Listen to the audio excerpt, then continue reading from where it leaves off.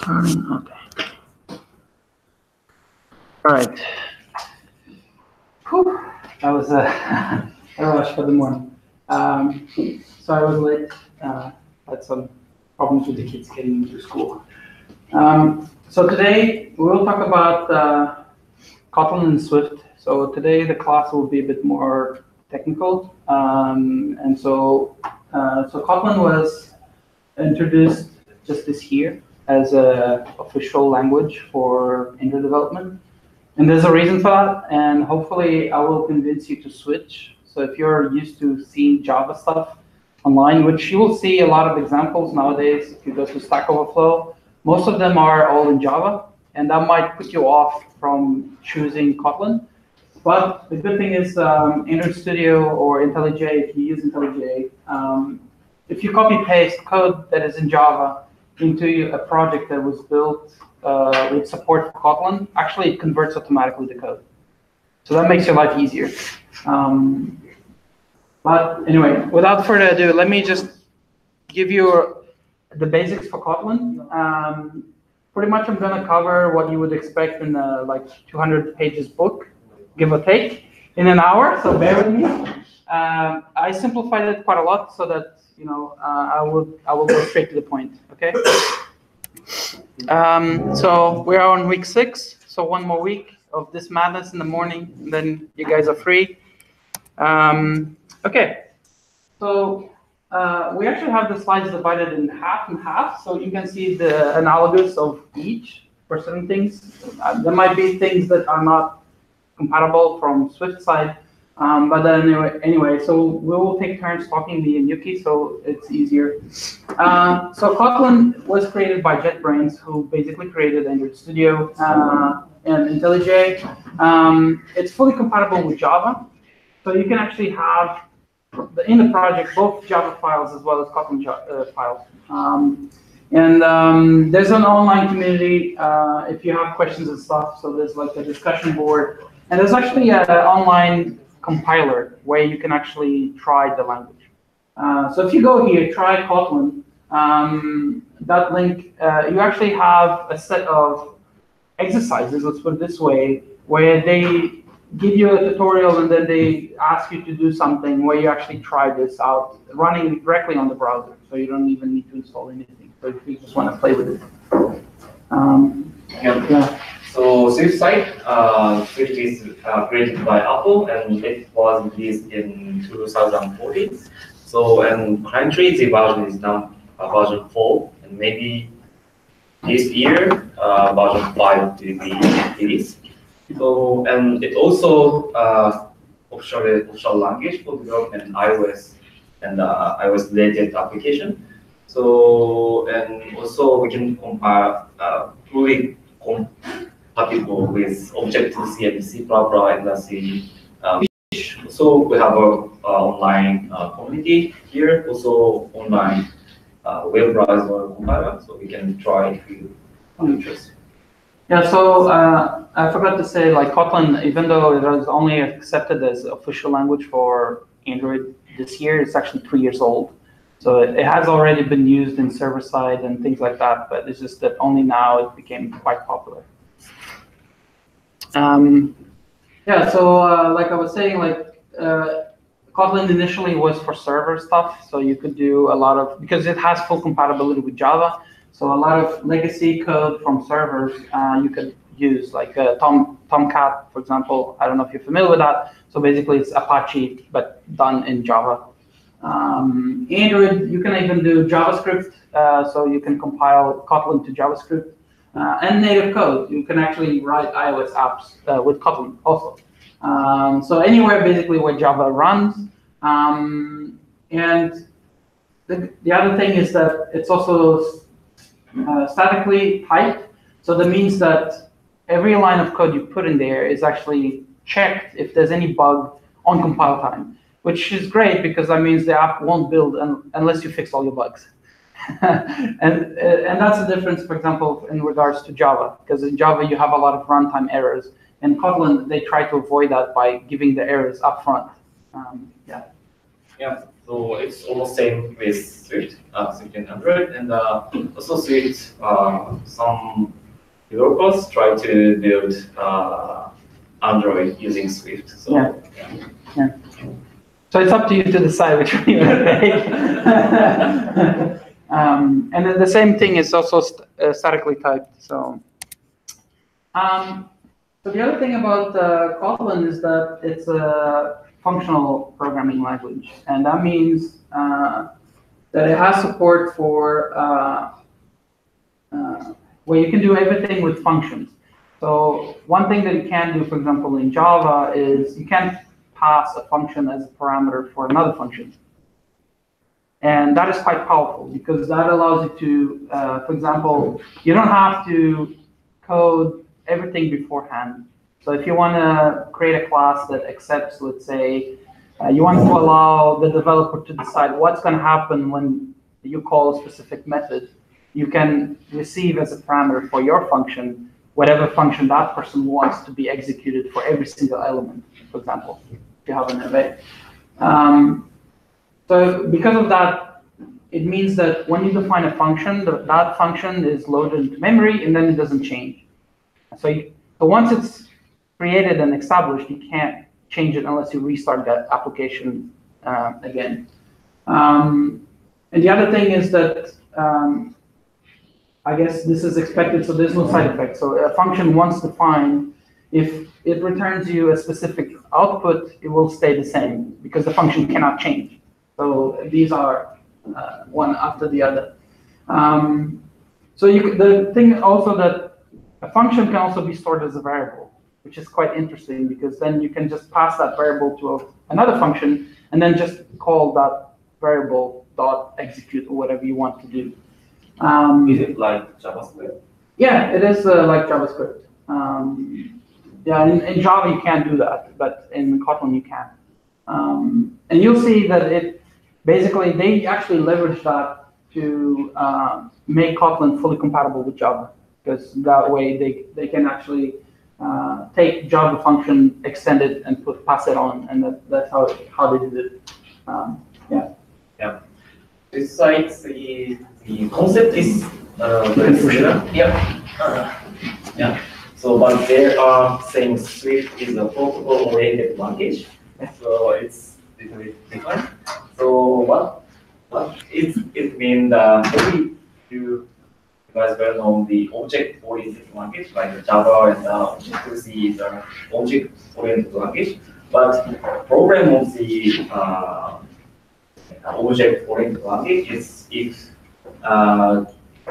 so the concept of the object-oriented is maybe class is a very powerful, and if we can do the inheritance, all of the resources from the superclass to the subclass. But if that superclass will be big, and also all of the resources move to the subclass if the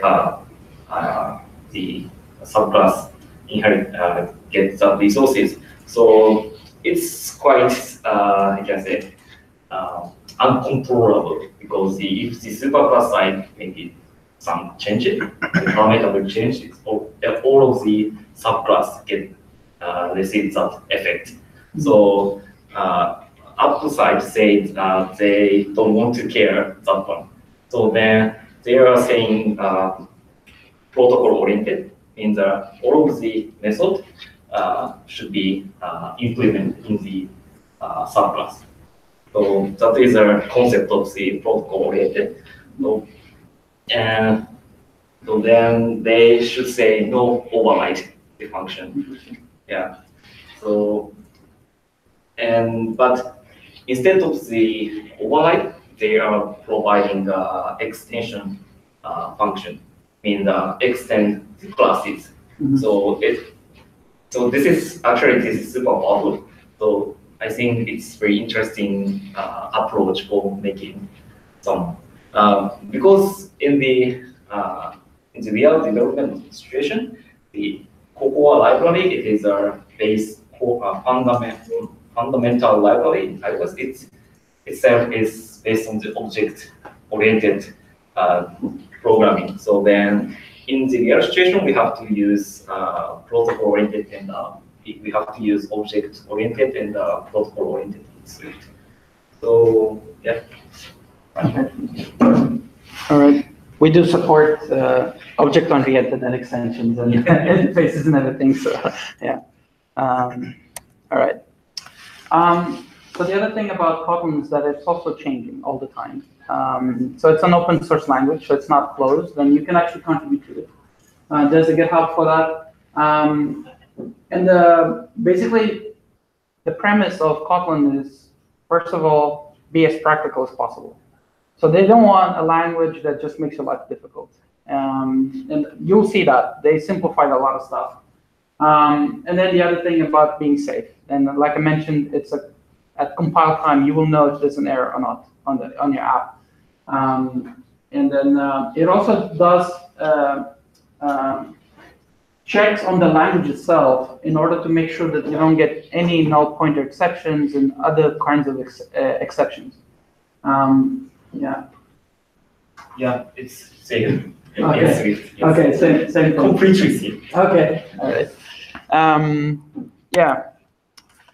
So you will see that Swift and Kotlin are actually very similar.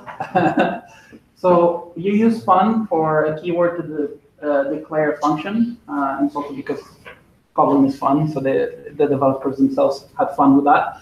And then the parameter, so when you define a variable, the type of the variable is actually written after the name. So for example, variable, a number, and then you put two column in there and then int. So that means that a number is an int, okay? And then you assign the value 1.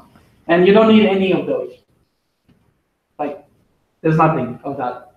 And it's not as complicated as Python that you need to have them indented or anything. Kotlin doesn't care, okay? So it just reads, they just try to be as practical as possible. No semicolons, you don't need to worry about indentation. You just write your code, that's it, okay? Yeah. Yeah, so it's almost like the with different bits of function that after we have to use sync.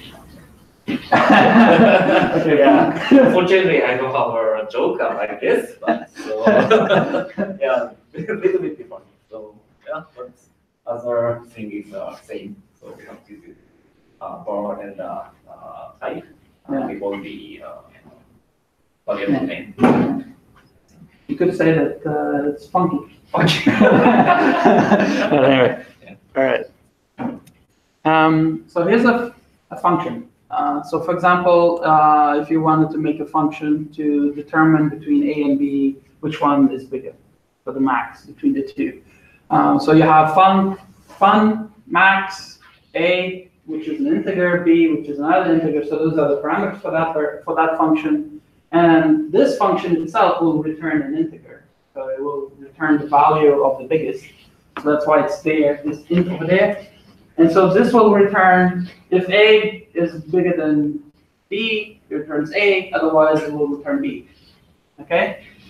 And it can even be simplified like this. So you can just say function max, this equals if this, then that.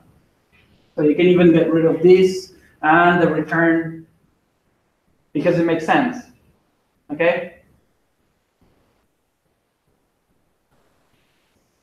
Yeah. Okay. Yeah. So Swift side is more, I can say, traditional style. So it's very normal one. Let's get the data and variable and then the value. So the maybe different is the explanation is different. Yeah. So we have to use arrow before the function.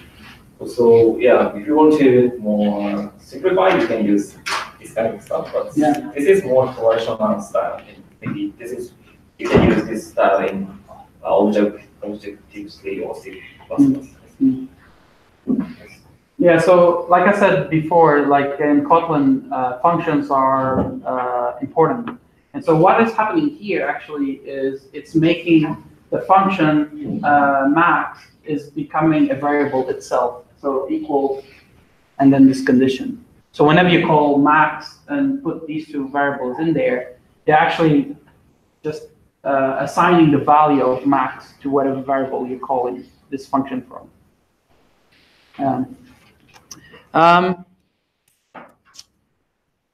So in Kotlin, you have two kinds of variables. That's it. Val and var. So val is a value, and that means that it's constant. It's like having the final in Java. And var is a mutable reference, so that means you can change the value anytime you want. It doesn't mean that you cannot change a value itself, in the sense that if you have an array list, like for example of strings, you can add items to that list, but the reference in memory will be the same. Okay, so value languages, for example, would always point to the same point in memory. You cannot reassign this languages. You cannot just say equals something else. That won't work. But you can add items, for example, on this array list, for example. Okay, some people get a bit confused about that. In general, they recommend in Kotlin to always use val, because that means that whatever resources you allocated in memory for your program would always be where the garbage collector can know where it can go to clean up. So if you use var, it can get a bit out of hand if you don't manage yourself. Okay? Yeah, that's it. Yep. I would say it's almost safe. We have our two types. It's mutable type is let. It's called let. Maybe this type is used in JavaScript also. So you can use let. And mutable difference use var. It's same with Kotlin. Yeah. So yeah, it is same with Swift Kotlin. Yeah. But yeah. It's same. Okay. Yeah. Any questions so far? We're gonna go through a lot of stuff, so I just want to make sure. Okay. All right. So variables. So like I said, Kotlin tries to avoid as much as possible null. And so that means it becomes a bit difficult for you to actually assign a null variable in Kotlin. The only way to assign a null variable in Kotlin is to declare it like that. So any variable that you have a variable that is integer, but could also be null, then you put there a question mark, because that means that you don't want the Kotlin compiler to analyze this line and see, okay, you might have a null in there, or you haven't defined that variable. What are you going to do about it? And so the only way to actually get it to do is to put a question mark in there and then assign it to null. Don't do that. Avoid doing that. You don't need to do that at all, actually, in Kotlin. You'll see that later. So the other thing is that, luckily, you don't need to define, most of the times, the type of the variable. You can just assign a value, and Kotlin would automatically detect what kind of variable is this. So for example, between those two, so if you have an answer, so you could define it like that, val answer int 42, or you could just say val answer equals 42. You don't necessarily need to put the type of variable. And Kotlin will automatically detect what kind of variable it is based on the content you are assigning. Okay? Yeah. Yes, so Swift is almost same. So, but one difference is in the Swift, you have to use nil. Nil. Okay. Because of instead of nil. Yeah. So maybe only that point is different. Yeah. Okay. Yeah. So this auto type inference also works with classes. So if you have an object or an array and things like that, it will also detect that, which makes your life easier, for example, when you're writing code in Android, because then you don't need to remember, oh, what was that class? So you can just assign it a value, and that's it. You're done. But there are quite a few types supported, like you would expect. So you have numbers, which could be double, float, long, int, short, bytes, strings, chars, booleans, arrays. So you can have int array of, float array of, double array of, and also you can have collections. So these are lists or mutable lists. So if you do an immutable list, this can be like a collection of constants, for example, or like the defined values that you want to pick from. And this one you can change the content. Kotlin also empowers your objects with functions that you won't find, for example, in Java. So, for example, getting the first element, the last element, filter the elements based on a certain condition. So that's quite powerful. That means you get away with no for loops or while loops or anything like that. You can just do a filter in a collection and that's it. So, for example, you could say, give me all the items where age is more than 50. And it will just go through the whole thing and that's it, you're done. So you can see here, for example, if you have items with these numbers and you want to get just the even numbers, for example, you can just do items filter where it is divisible by q equals 0. You know the definition of even, right? So that means no for loops or anything. You can actually get away without any. Yeah, that's it. Yep. Switch is almost the same. Yeah, we have our number, double, int, and the string and boolean buckets, and earliest and conversion. So also interesting point is that we have our filter also. Yeah. So we can filter the value segments measuring. Yeah. Yes, and we have our any. So it means any type we can add into this variable. Yes. So I forgot to say that. yeah. Okay, so in Java, you have this like shell type of variable which is called object. And in Java, you can send an object class, which means can be any class. In Kotlin, it's called unit. I forgot to put it there. But yeah, so it's called unit. And that's the equivalent of this any. So it can be anything, basically. Yeah. So in this case, we can put in here as a double value or in string. We can put in the any type of the object. Yeah. In Kotlin, that would be unit, and then you can put any item. Yeah. So let's say, for example, you wanted to have a list of a class you implemented yourself. It's not like one of these basic types. It could be unit, but yeah. Anyway. Okay. But if you need to do for loop, Kotlin actually supports ranges. So you can do a for loop, for example, where I is going to be a value between 1 and 10. Or you can do like downwards. So you can do I in 10 down to 1, step 2. So that means it goes like 10, 8, 6, 4, goes backwards. So you can do that. You can also use this one. So if you don't want to use that shorthand, you can write until. I don't know why. It also has support for ranges for characters. So you can do I in A until Z, and that will give you all the letters of the alphabet, which is great for, like, say, checking a regular expression or things like that. So, for example, if you wanted to create a function that would basically check whether or not a character is lowercase or uppercase, for example, you could just define it like this. So fun is lowercase letter, you receive a character C, and it is going to turn true or false. And basically just checks, is C in A to Z? That's it. That will tell you if a character is lowercase. If you wanted to make it uppercase, you could put A uppercase and Z uppercase, and that's it. Okay?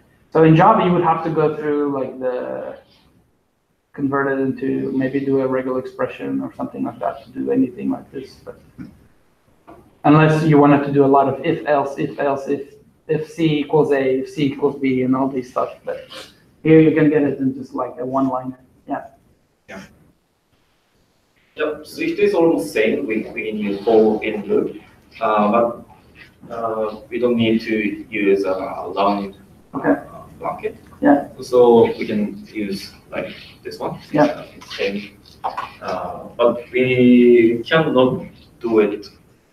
Make a array list using directory from 10 to 1. You have to make 1 to 10 and reverse. Okay. Okay. Okay. Yeah, I don't know why, but we have. Okay. Yeah, I search some function, but I can't find this Okay. type of function. Okay. So yeah, also this is same. Maybe yeah, we don't have a unit, but we can use this Yeah. kind of stuff. Yeah. Yeah. Unfortunately, we don't have our You don't have this kind of. this method, but if you want, you can make it, but Yeah. with some code, maybe Mhm. two and also UI. So one thing I want to point out is that you cannot mix the two kinds of things. So for example, if you want to do this stepping, you need to use this kind of code, like here. So 1 until 10, step 2. You cannot do, for example, 1 to 10 and then step 2 in front of that. That's not going to work. It will tell you that, oh, you should change that to this. It will actually compile. It will compile and it will tell you that you should change it. It's just more efficient for some reason. All right. So we've seen some of these. These are quite basic. So control flows, if, else's. That's quite generic, Java or any actually language. Most languages have this kind of stuff. You can have them as a one-liner like that. So you can even get rid of these. So if you want that, that also works. Yeah. Yeah. So it's same in Swift, but this one is I can say this one is compare with this value, and if the value is true,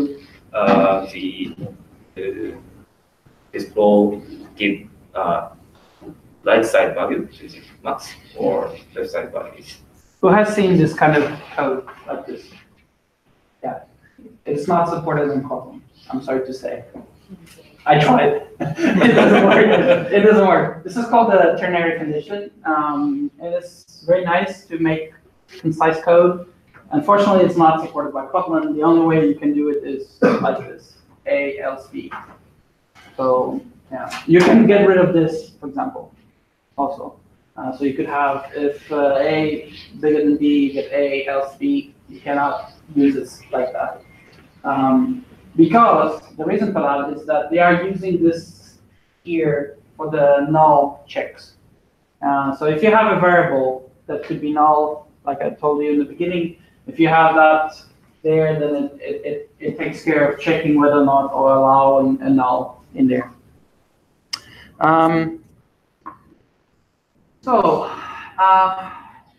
We don't have switches in Kotlin. We have when something happens, which is quite interesting. So when x is 1, you do something. There's no break. There's no case. So it's basically you put what is the value you expect, and that x can be anything. So difference from Java that always needs to be, if you make a switch, it always needs to be a number. In Kotlin, it can be objects. It can be anything. Okay. And you can also do multiple in the same. So for example, if it's 1 or 2, you do that. Otherwise, you do something else. So the default branch, like if you think about Java, that would be the default. It's the else that you have here. Okay? Yeah. Yeah. Yep. So this side is So very switch. drink one, but it's also support any type of the variable we can use in the switch. Okay. So yeah, string or double, and you can use any type of the object. Also, we can compare the two type of stuff. But we need break. Okay. Yeah. Yeah. Here we don't need break. And you see, this is an arrow. You need to put the dash and that. So yeah. Okay. Any questions so far? Okay. We're doing great. Okay. All right. So here's an example of other control flows. So for example, a for loop. I mentioned this before. And so how do you get the values? So you can get them with that $sign and I. In terms of like string, you can also do like index and value. So in Java, some people get called feat whenever they have to do, like, say, go through an array and find an item, but they still want to know what index was that item in. So in Kotlin, you can actually have a variable for that. So then you don't need to go through a loop and then decide, oh, what was the variable what was the index that it broke out of the for loop, and then get the value based on the index. So in Kotlin, you can actually do it all in one go. So you can say, so if you have a collection, so a list of numbers, for example, you can retrieve them with index, and that gives you a pair of values. So that gives you index and the value itself, and then basically you have access to them by using the index or the value. Okay. We also have do whiles or while, so that also works. But like I said, most of the times you actually don't need these at all because you have the filter for collections. So if you leverage the collections in Kotlin, you basically never ever have to write a for loop, which makes your code much easier and faster to code and less prone to errors. Yeah. Yeah. So Swift is almost same, but we can use enumerated function. So set up the index. Yeah. So that's same. Yeah. Our while function and the while function. So it's and the same. Yes. Just without these. Yeah, without. Okay. Yeah. Questions? For loops, whiles, do whiles. These are all right. So let's talk about classes and objects and stuff like that. So, so if you have a class in Kotlin, this is how you define a class. So you just class and the name of the class. You can define variables or values, constants, and functions. Same way. So if you want to initialize that object, you just do a value, my object. So there's no new keyword like you have in Java or in many other classes. You just instantiate like that. Okay, so yeah, you keep this new out. And then for you to get, for example, the value of that name, you just do .name. You can assign a value. So for example, you could just do a value.name equals stencil, and that would work. Or if you want to call the function, you just call a value.a function. So this is, I was using this in practice in my code for that function, for that class. Okay. So what you will notice here is that in Kotlin, you don't have to define get variable, set variable, none of that. So once you put that there, var name string, if you see, I'm not initializing it to anything. So there's no value assigned to it. What that means is that when I create the object, it is expected that I will take care of it myself. And so either I retrieve the value like that, or I assign the value. Okay. I could also pass it as a parameter here. Yeah. I have a question. Yeah. So in this case, what is the initial value? It will just send null. This won't compile it. It's not going to work. Yeah. I don't have that there. Yeah. Yeah. Yeah. Either side is almost same. So we can use a variable and a function in a class. Yeah. And yeah, almost same. In the Objective-C, you have to use let's say init and hook the instance, but we don't need it. That's a good fix. That was missing there. Yeah, we don't need to use this kind of parameter, and also init we don't need it. Yeah. So you can do the same. Okay. So you can also do interfaces. How many of you have had object-oriented programming before? Okay. All right. Some of you have not. So some of these might seem like jargon I'm talking about. So an interface is basically where you define an object without specifying how it is implemented. The difference here in Kotlin is that you can actually define functions in interfaces that have been implemented.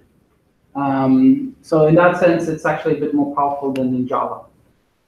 So that means that you can actually create interfaces where you have a default implementation for a specific method, and then it's up to the user to override it or not. Okay. So for example, if I created this interface called human, and I have my name, and I have a function called think, and a function say hello. Okay. So the say hello is defined as just returns hello world. Okay. So if I would use that in practice, so when I do a variable programmer of the kind human, so that's that, it's going to create an object of that kind where I'm going to override the name of this there, and I'm going to override the function think. Okay, and it will just say print line, I am sending. And then I can call it .think, and then I will just run that because it has overwritten that one. But I could also call say hello, and it will just say hello. Whoa. Okay. So you can see interfaces as you being able to create objects where some functionality is predetermined, but there's still some functionality that it's up to the developer to decide what it's going to do. Yeah. What is the difference between abstract classing? So the thing is, in Kotlin, abstract and interface is the same. Same. Yeah, there's no distinction. And in Java, if you wanted to have implemented methods, you would do an abstract class, but then you cannot instantiate that object. They're all like static functions or variables. Yeah. Yeah. So the good thing about this is that you can actually extend it, and it's a bit more flexible in that way. Yeah. Yeah. Yep. So Swift side, we don't have our this kind of stuff. Okay. So in the protocol, we can use only function and also function name. Okay. And so in the class, generally we can use implement this protocol. We can use extension. So of course we can implement that protocol in class, but generally Apple recommend you to use extension function. So extension means the extension class, extend class. So class is programmer class. If you have a programmer class and you want to extend the programmer class, just add the programmer and human. So this means implement this protocol and append this protocol into the programmer class. So then just implement this class. So it's more, I can say, yeah, this is very similar to this one, but more, I can say, easy to read and I can say, split what is their method and implement what is their protocol is implemented in the class. So it's along the policy of the Swift, but yes. Yeah, I guess in Kotlin we have everything in the interface. So okay. So interface is a kind of class. So for those who are not familiar with interfaces. So for example, in Kotlin, so for example, if I wanted to make a class, let's say person, class person that will have a value first name and a variable age. My name stays the same, but my age will change over time. So if you define it like that, that means the constructor is built. You have access to the variables, and you can set this one. You cannot set that one because that one is a val, but you can set the age. So you can say person's age equals, and then give it a new value. Then the one that is set here. So for example, next year I can just say Denzel.age equals 37, for example. Okay. And so if you compare this, for example, with how you would write the same class in Java, so you would have to have a class person, and then you would have private variable, private string, first name, private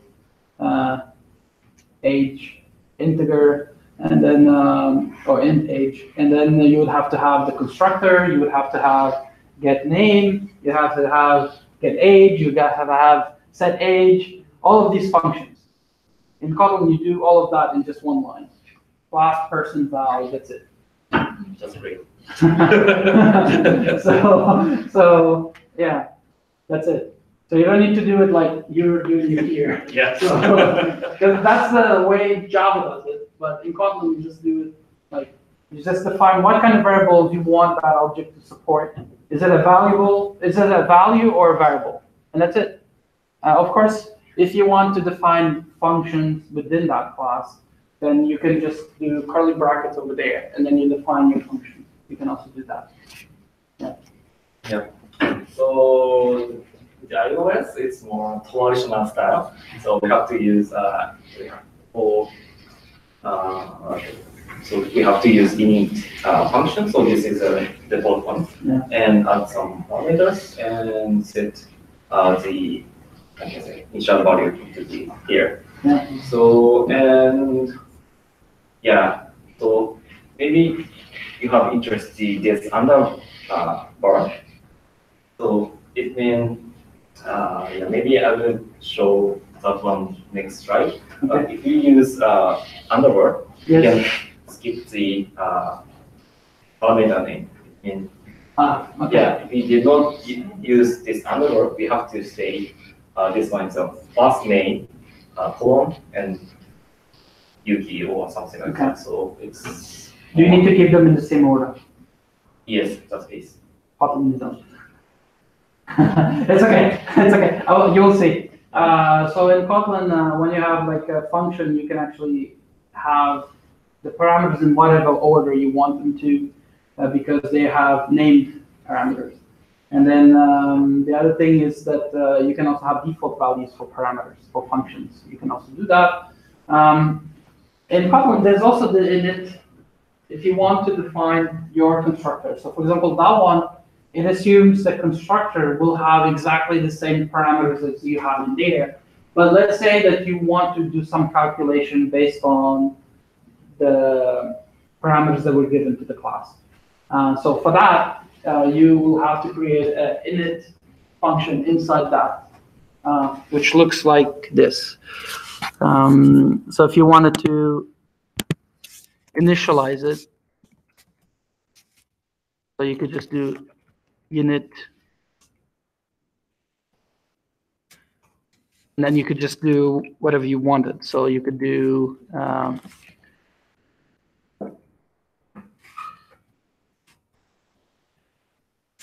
let's say you wanted to calculate the birth date.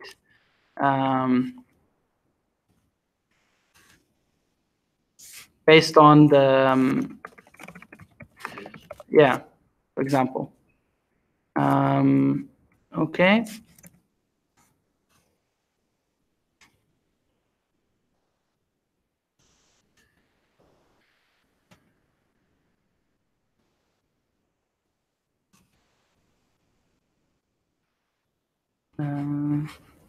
H. That's it. Okay, that was live coding. There might be some bug in there, but let's see. So let's say that if you wanted this class, when you initialize it, to have a value that then you could assign here. You could get person.birth date, in this case, the year. That should be actually birth year, but anyway, you could just do that. So this birth date would be equals to the birth date, get the year, and then extract the age. And that will give you when he was born, the year he was born, for example. We don't need to add some parameter inside the. No. No. No. No, because it gets it from the class itself. Okay. Yeah. So it's every time the init is empty. Yes. Okay. Yeah. Yeah. So basically, this is just initializing the object. Yeah. Anyway. Oh, that's still fitted in here. Okay. Okay. Any questions regarding constructors? In general, Kotlin tries to keep it simple. So if you don't need to do any of this kind of stuff, I mean, just keep it simple. Variables, the name of the class, and you're done. Just remember that depending if you define it as val or var, you will have access to setting the value or retrieving the value. So if you have var, you can set and get. If you have val, you can only get. Okay? Because it's a constant value. We also have inheritance. So for example, you could create a class that you expect others to extend it. So those are called open classes. So that means a class that anyone can take and extend, give new functionality. So for example, here we're creating a class child that extends the parent class, and we are going to override the function save, and that's it. And so when you call the variable and you say it will just say I'm the child because it's the child. So this is similar to the like the interface, just that this one allows you to share the same code base with any class or any app. Yeah. Yep. So yes, Swift is almost same. We have our open class. Yeah, open class. So if the class is open, we can do inheritance to that class. So yeah, other thing is same. So we can, if the superclass have the same function, we have to do call override. Yeah. Okay. Same thing. Okay. Yeah. And I guess this is the thing that is a bit different from Swift. So in Kotlin, and you are not expected to handle any exceptions. Woohoo! No more. Oh, those. So in Kotlin, it's actually, it doesn't force you to deal with them because they assume that because they do the compile time checks for any mistakes, literally you will not have exceptions. So that's how they think about it. But of course, you can also you cannot avoid, for example, human error. So for example, if you have a value percentage and you expect that to be a number between 0 and 100, and the person puts -10 or something like that, you can throw an exception. But ideally, you would not necessarily have to do that, but you could just, give them like a dialogue or something on the usability side of the application, not on the code itself. And so what Kotlin tries to do is that make the code of the app to be self-contained in the sense that whatever your responsibilities are in terms of the code itself stay within the code, and whatever is human error goes to the UI logic. Okay? So for example, things like this would be an error that you would provide from the UI perspective, not here in the code. So then you would just know, you could just check whether or not the value is between 0 and 100 and keep it. And that's it. I don't understand. Yeah. Because the Android access to the file, so sometimes they have to handle the file and get the data. But if that file is, for example, the file is empty, if access to that address, it case make some error or some rule or something like that. So is it? So you mean the file doesn't exist? Yes. Yeah. So that's something that you need to handle from the UI perspective. Okay, so that is a category of the UI. Yeah, so for example, when you define like variables and things like that, so in Java, every time you would do, let's say, a JSON object, it would ask you to handle this JSON object exception, whatever. And you're not, of course you can handle it if you want to, but in Kotlin, you're not forced to. So that means you can keep your code really tight in terms of, and clean. Like you don't have these try-catch just because of an error that might potentially happen, but never happened. You see, so that's how they think about it. So you have try, you have do and catch. Yeah. Okay. In catch. I'm not sure what. I cannot imagine what this is. Yeah. Function. So, but yeah, Swiss side we have our do and catch function. So. But there's also try. Is that a try some method? Yeah. So. But that's not like try as a try catch. Yes. Okay. So this is some method. Yes, some method. Okay. Some method, and if some errors happen. Yeah. Or it's this catch method will be old. Okay. So yeah. So I'll just remove that there so that it doesn't confuse the. No. Because try. You need the try. Is that a keyword? Yes. Ah, okay. So that's what I was trying to understand. Yeah. Okay. Yes. All right. Yeah, we can add multiple try inside here. Okay. So yeah. Okay. Okay. So that's for exceptions. So as a rule of thumb, just ignore them in Kotlin because they are quite okay. So extensions. So one thing that is quite interesting in Kotlin is that Kotlin can actually allow you to add new functions to even the core of Java, which is quite neat. So for example, let's say you want to add a function called last character to the object type of string. So you can define a function that will extend the string class, which is part of Java, and add a new method called last character, which will literally just get the item that is on the last position of the string. For some reason, let's say you want to do that.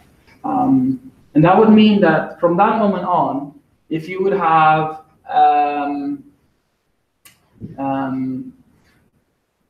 a string in your code, you can access that function.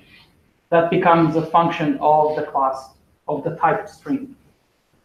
And actually, Kotlin is nothing more than a set of extensions to the Java core. And that's why it's fully compatible with Java, because literally it is Java, but it's just that they extended it so much that it simplified the language itself.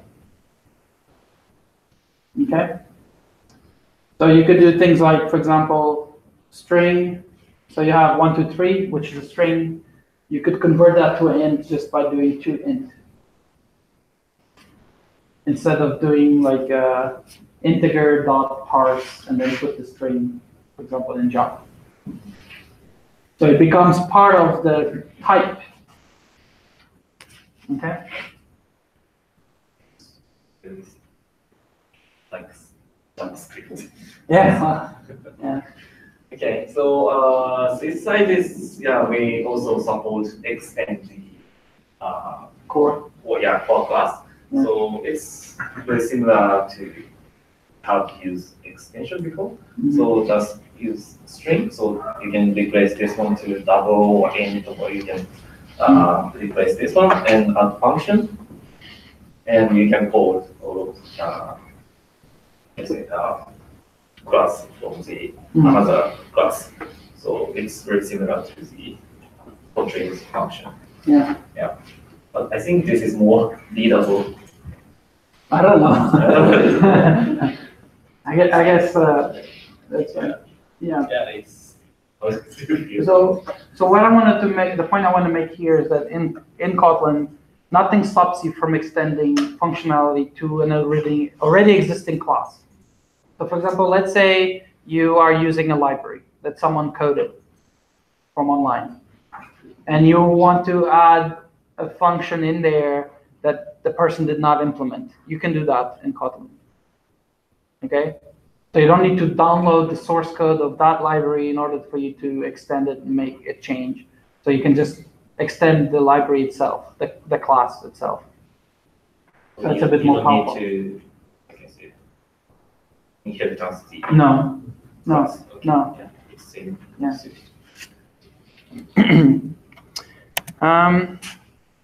I already mentioned this, so nullability, so it detects nulls in compile time. And so, for example, you can do this. So value S1 string is not a null because there's no question mark in there. So if you wanted to allow it to be a null, then you need to put the question mark in there, and then you can assign it a null value. So for example, if I would call this method S1 length into this variable, it would be okay. You would not complain anything. But if you do this S2.length, it will actually tell you, so if you had initialized this to null in the beginning, it actually not compile. It will just say, well, I cannot be sure whether or not S2 is null from your code. But if you want to give it a default value, you could do it like this. So if when you call the method length on that variable, you could check first whether or not this is null. So if this is not null, it will do a length. But if it is null, then it becomes 0. The length is 0. So this is like it's an alternative for the equal. So this is one of also the other reason why we don't have the ternary condition, because in here it's used for default values. So it's like if this thing is null, it will be 0. You can give it this condition here. So it will return 0 if S2 is null. So if there's nothing in there and you do this length, it won't crash. It will just say that the string is empty. There's nothing. I don't know why you would need this, but anyway, it's here in case you need to assign a null value. You shouldn't, because if you define a variable, you should use it, not set it as null. So that's kind of like the logic behind this. But yeah.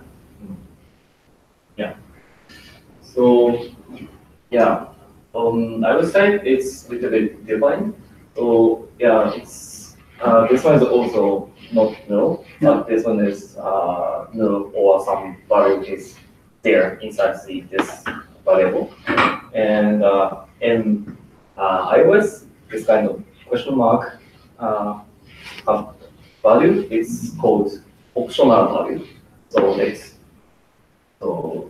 and to access to the inside the real value, so we can check the this value is null or not before to access the value. So we have some technique to access the value, but up to recommend to use if let row. So maybe this is not in the Kotlin. So we can use if let, and this is another value, and this one is this optional value. So if we call this method, if this value is not null, so we can get inside the real value. We can get this value here. But if that value is null, we can execute inside this function. Okay. So it means always we have to check if this value is null or not. So then we cannot get the null point exception. Yeah. So that is the concept of the optional binding. So they call it this one. Yeah. So in Kotlin, like so for example, for avoiding this kind of stuff, you can do a late init value. So you put before this, you put late init, which means you're going to initialize it later. So by default, it won't have any value. Yeah. But I will show an example of that later. Another approach is we can use So we can use our exclamation mark in the. Yeah, we do have that. Yeah, want to force unlock, we can use that mark. Yeah. Maybe. Yeah, the same thing. Yeah, the same thing. Okay, so like I said, for you to define a class, most of the times you just need a one-liner. This creates automatically the get name, the get age, set age. So for example, if I would have a value person, and then next year I would want to update age, I would just do person.age equals 37. And then here's the question, would this work? Could I change the name?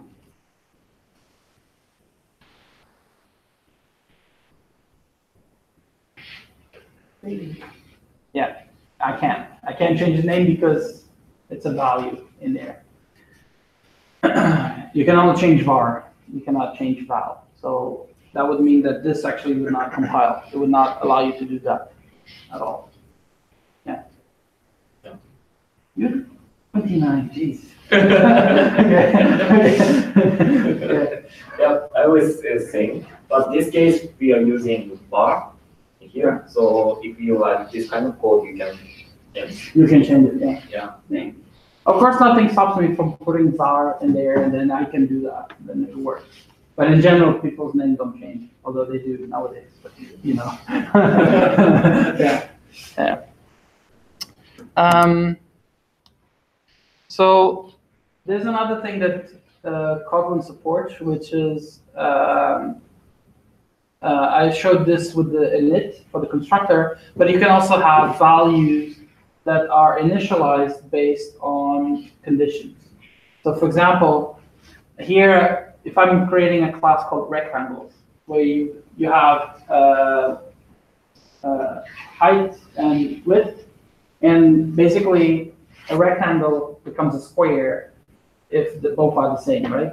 So let's say that I want to have a value there that will be a Boolean. It will be set to true or false automatically based on the data that is inputted there when you create the object. So you can create that as a get. There's also a set if you want to, but the get one, so for example, it will return true or false if the weight, the height and the width are the same. And so that means you don't need to calculate this every single time. And this is automatically set to true or false based on the parameters you set when you create the object. So that's something, for example, you can't do in Java. You cannot create a variable that will be given a value based on the input of the creation of the object. I guess you could if you would add that function into the constructor, I guess, or the method or the logic for that in the constructor. I guess that would work. Yeah. But anyway, in Kotlin you can do it like this. So then it's only specific to that specific value. Yeah. Yeah. Switch is almost same. We can almost same value here. Yeah. So yeah, but initializer is a little bit different, but we can write same stuff. So I guess in Swift you always need to have the init. Yes. Okay. We need to give the initializer. Yeah. Okay. Yeah. So I mentioned this. So in Kotlin you have late init variables. So this means, for example, you can define functionality later. And this comes into play, for example, when you're doing Android. So when you're coding in Android and you have buttons on your interface that are going to depend on which UI are you loading into memory, you can create a variable that is late init. And that means that you will assign the button once you know what is the interface the user is looking at. So you can do things like, for example, you can also do lazy initialization for values, which means that it will, let's say you have a value that depends on some sort of calculation. And so if you would call this lazy value twice in a row, you would actually do one time you would calculate this. So you would see this calculation performed and then hello. So we would do these two. But then the second time you call it, it only goes to hello. It doesn't calculate this again. And so that means that you can actually do conditions to initialize a value where they are performed once when they are called for the first time, and then after that, you always get the same value. Like I mentioned, Kotlin is functional, so it also means that whatever you define becomes immutable after it's been instantiated. So because this is a value, that means that that value will always be the same if you call this lazy value all the time. So if you have some calculation that you need to do before initializing that value, you can do that. But then after that, it always returns whatever is the last value you assign to it. This is very rare, but it's something that you need to remember, especially for the UI. So when you're doing the UI, if you're doing the UI in Kotlin, you can just initialize the UI components like the button, scroll view, or whatever as a late init variable. And that means that then Kotlin won't complain that, oh, what is the value of this?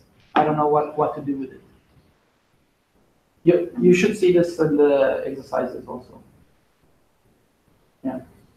Yeah. So exercise also have this lazy initialize function. Okay. So yeah. So in this case, if we varies there and get applied after the initialization, so yeah, we can do it. Say just lazy equals the value. Yeah. So yeah, you can do it. So that's a good example. Yeah. Yeah.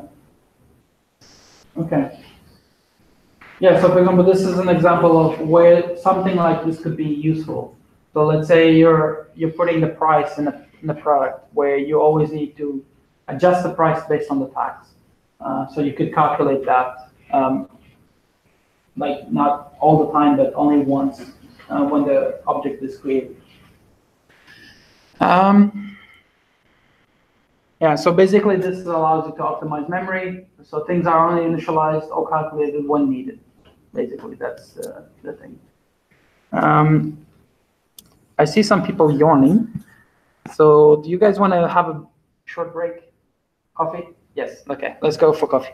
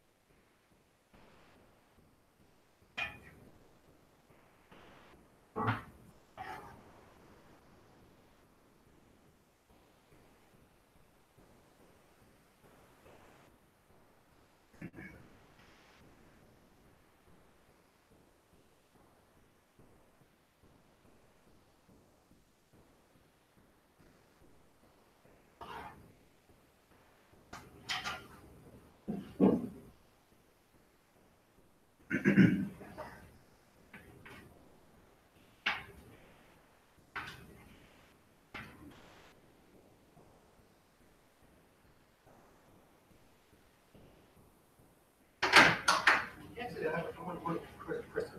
Yes. Yeah, about the, can you have exact time when user, for example, That's the link of the web page.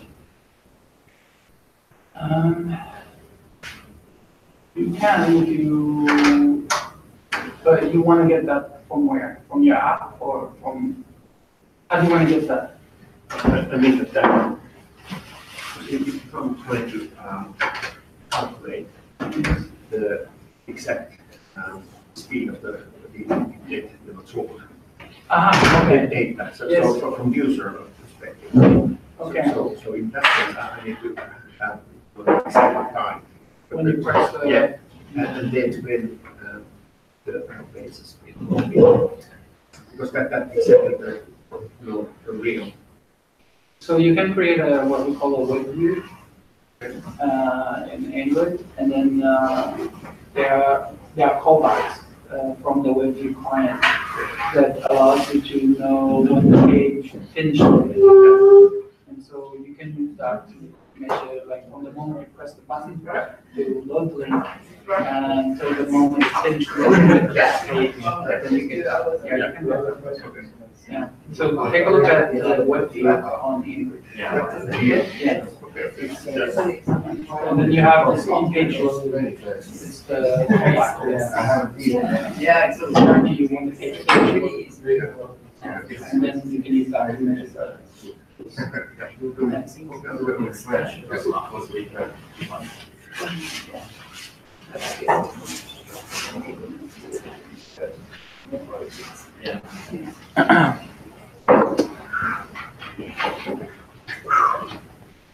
So,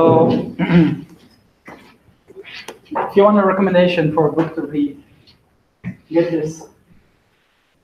So this is Kotlin in action. So this is actually written by the person who created Kotlin. The book is very nice because it has a very good set of examples on how you can use language for different things. If you don't like reading, there's actually a YouTube video which teaches you Kotlin in an hour and a half. The guy talks super fast, but if you're up for it, you can look at it into it. So I can show it to you real quick.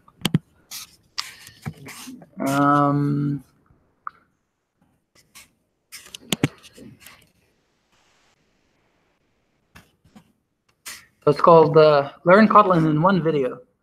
So it's this one, yeah. So it's an hour and 26 minutes. I will put the link into the slides. You really understood how artificial. Okay, I'll just copy that into the slides so you can get it from there. I'll put it to the end.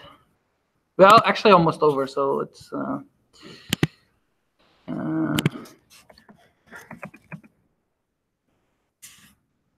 all right, so I just put the link there so you can take a look at it later. I will put 6 buttons. Yeah. And yeah.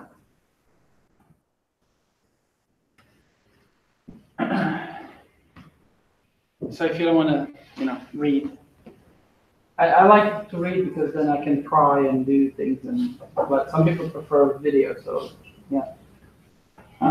But in general, Kotlin is a very simple language, and like when you compare to Java, that has all these things about private and public and protected and static and final and all these things that you can do for a class and abstract and a lot of stuff. Yeah, and I guess the Android Studio or even IntelliJ makes it very, very easy to use the language if you know how to use IntelliJ. Yeah, but take a look at the video also so that you can revisit some of the stuff that I mentioned here again, and then try it. I would just say try writing an app with Kotlin, like a very simple app, and that will give you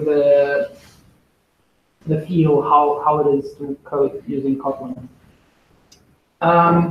Okay, so we're almost over actually.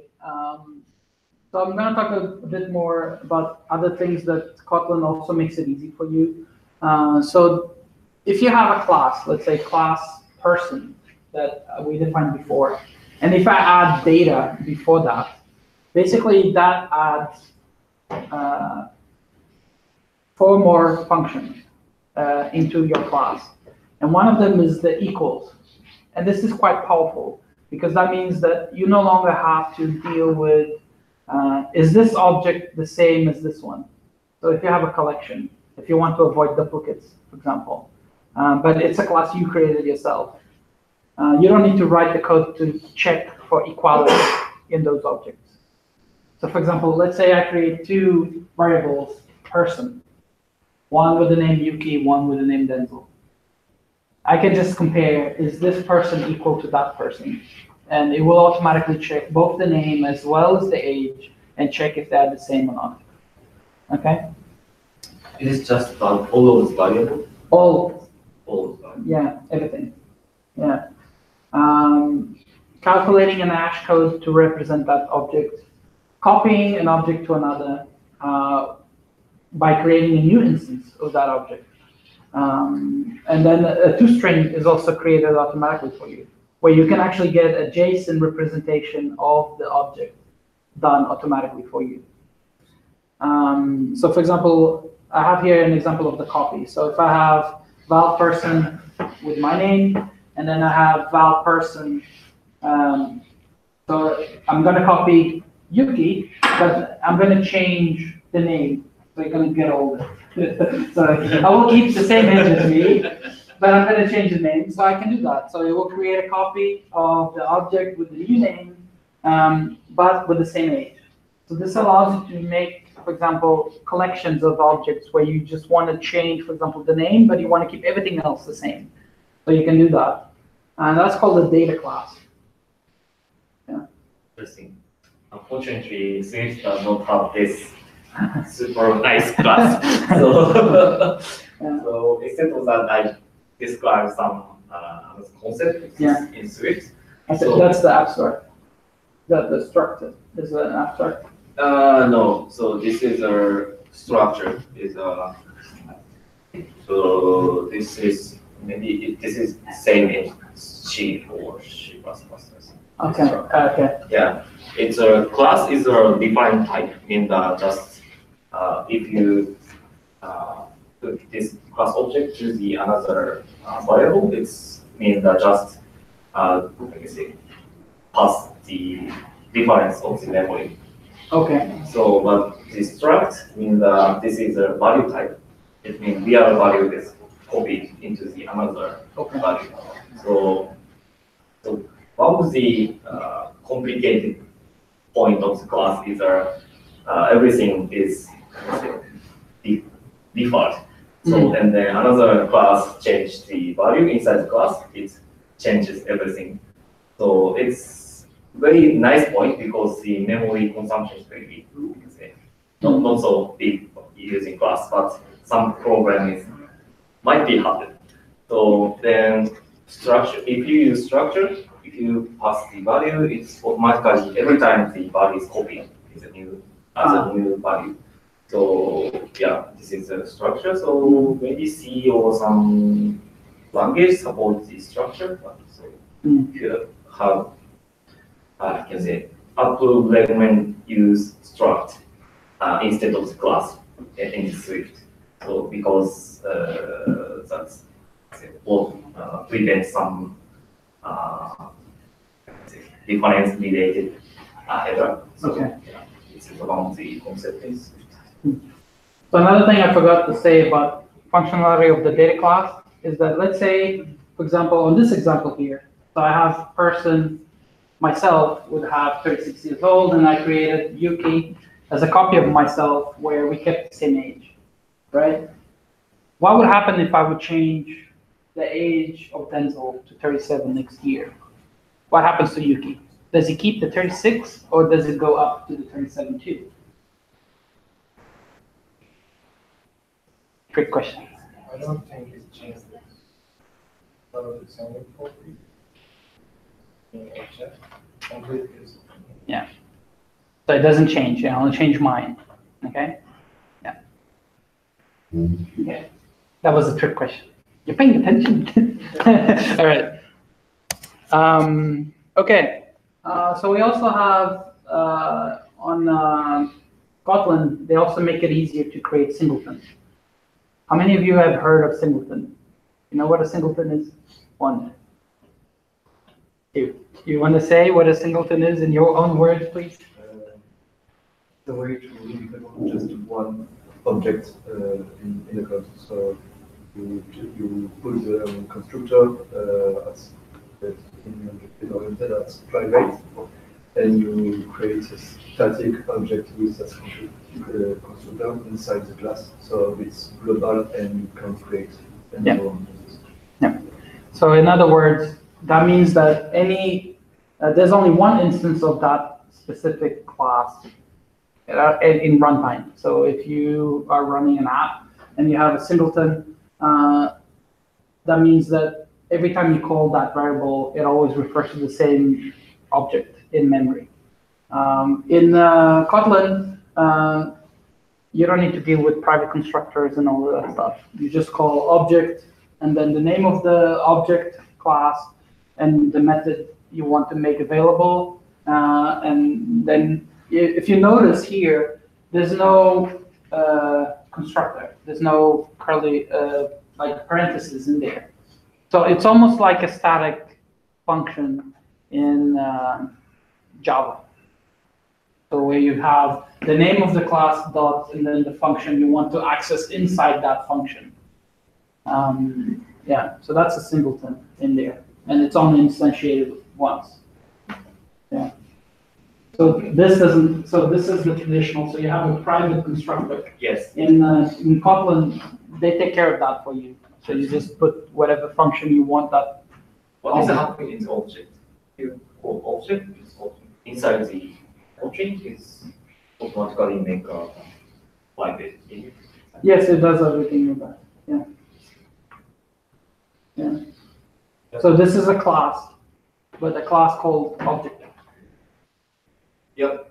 In Swift, it's more traditional style. So, but in the Cocoa library, it is iOS library. Sometimes they use a share. It's around the mark of the singleton class. So, if you find some share in the iOS code, it means maybe singleton class. So, for example, it is used in the database access class. Core data is using share. Also, updated is on the main class of the iOS. You can use that using share. So. Okay. Yeah. Okay. And so, for example, it's actually used. So these objects can also be used for avoiding having to create in Java garbage. So, for example, let's say you have on your Android. So if you've done Android before with Java, and you would have a button where you would set on-click listener, this would look like button.setOnClickListener, new on-click listener. So that would create a new instance of an object that its only purpose is to exist when you press the button. But in Kotlin, you don't need to because it's an object. So that means that every time you click that, it doesn't create a new instance. It's always the same. So that means in terms of memory and resources for your Android app, it will be much more efficient. And the other thing is that because this is an object and there's only one object in there, in Kotlin, you can actually simplify to just this. So button.setOnClickListener, and then what you want to happen when it's clicked, just that. You can actually remove all of this out and just keep the brackets here. That's it. Which saves you a lot of text to input. So I don't know if you've done Android in Java. So when you do on-click listener, you always need to create a new on-click listener and then override the on-click where you have the view and the button that was pressed and stuff like that. In Kotlin, you just do button set on-click listener and then what you want it to happen. So you saved this much of code. In the back end, once you compile and everything, it does get converted into something similar to this, but in code, you don't need to specify it. Yeah. Okay, maybe I misunderstood That's okay. this side. So Yeah. yeah. Yeah, maybe this is not related to this one. So Okay. I should skip. Sorry. But you have their on-click. Yeah. So. So on Suite, in Suite, we have a closure like a callback function. Yeah. So this is one of the examples to add a click event into the alert function. So we can initialize this alert variable and this type and the step, and after that we can set the closure. So this one is called when the user clicks the button. So, and interaction is include this information, what button user pushed, and we can handle the event like this. So on click, Yeah. and we can handle everything but here. Mm. So maybe, yeah, looks like this one. So Yeah. we can handle the button. Mm. So a lot of the functions that you have for buttons or UI related stuff, like changing the background and things like that in Kotlin, you can actually access it by assigning the new value. So for example, if you have a text view and you want to change the value that is in that text view, in Java, you would have to do text view.setText and then the new text. And in Kotlin, you would just do text view.text equal, and that's it. So you don't need to remember, oh, what is the function that I need to call in order to make that? So yeah, I will, of course I'm biased, but it will save a lot of lines of code for you. Yeah. We also have the concept of static variables. So in Kotlin, we call those companion objects. And these can be either variables or functions, actually. So that means that you can call an object. So you can have, like, say, a class with utilities where you could do like a companion object which would have like convert hexadecimal to RGB, for example. Or Static. behind the scenes, it is a static. It is a static function.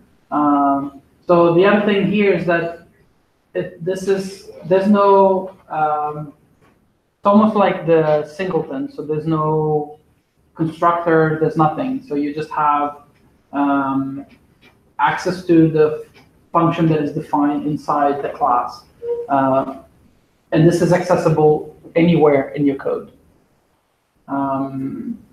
So the other thing is that they can actually be also interfaces. So you could even have here, for example, a function that the user can decide themselves what's going to happen when you call it. So that way you could have, for example, an utility class where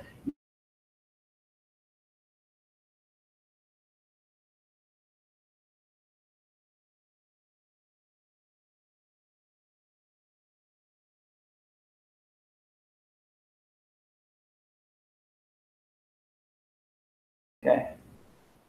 Yeah, so I guess a lot of the stuff I'm talking about here must be like, okay.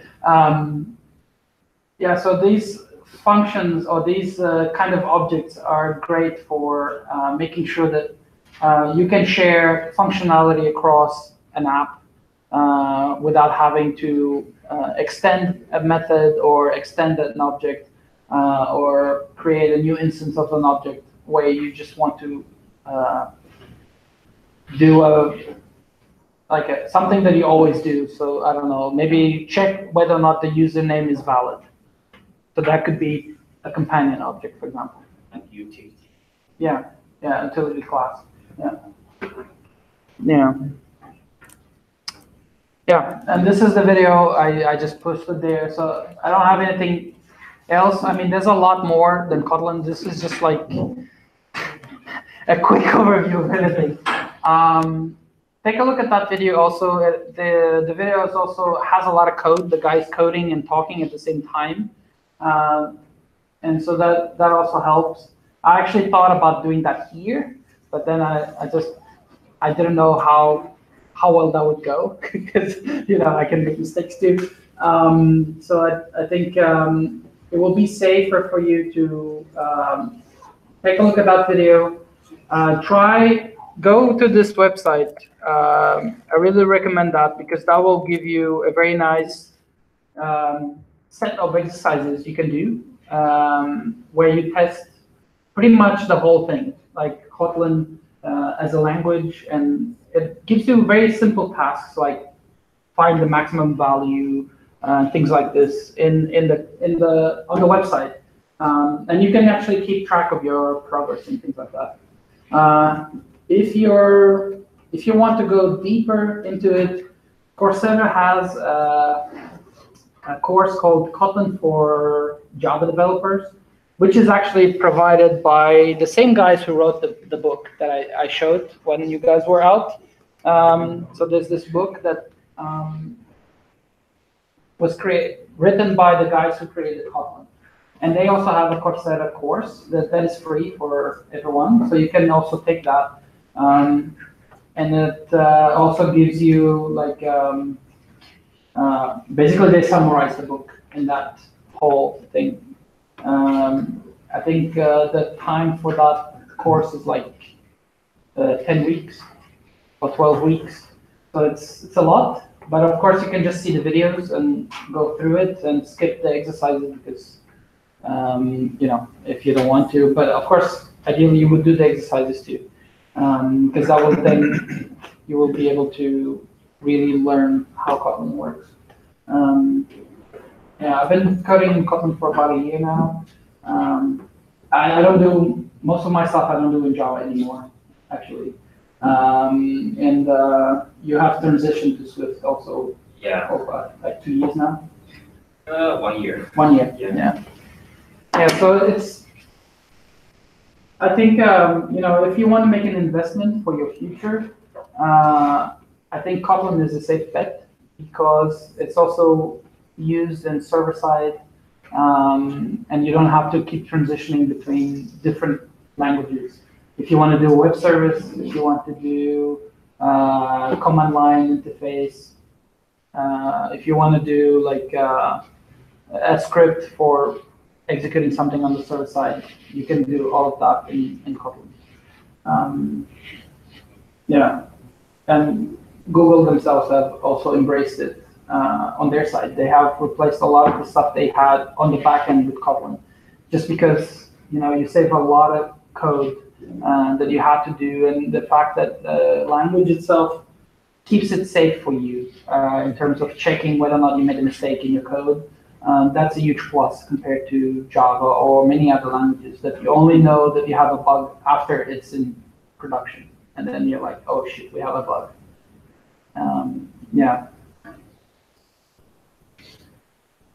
That's it. So next week is going to be the last lecture. And it will be on multimodal interaction. So using voice, touch, haptic, and vision all at the same time. I have some demos for that, and I also have code that I wrote myself for those demos that I will share with you on the website so that you can see how I did certain things. In this class, we are going to talk about machine vision, recognizing things with just using the camera, text-to-speech, speech synthesis, and things like that. So Google Assistant, and so these are the things we will have there. Can you demo your Google Assistant thing? Yeah. So we have a few demos that we can show you guys how you can leverage this to create your project, also to have it on your project.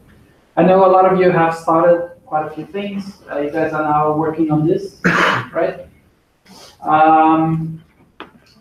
Yeah. Like I said, after the break, the spring break, there's no more lectures. But that doesn't mean that we cannot meet. So just send me an email if you want me to, talk with you guys, or if you have questions on how to do things. Just email me or the TAs, and we'll help you in any way we can. So we are here still.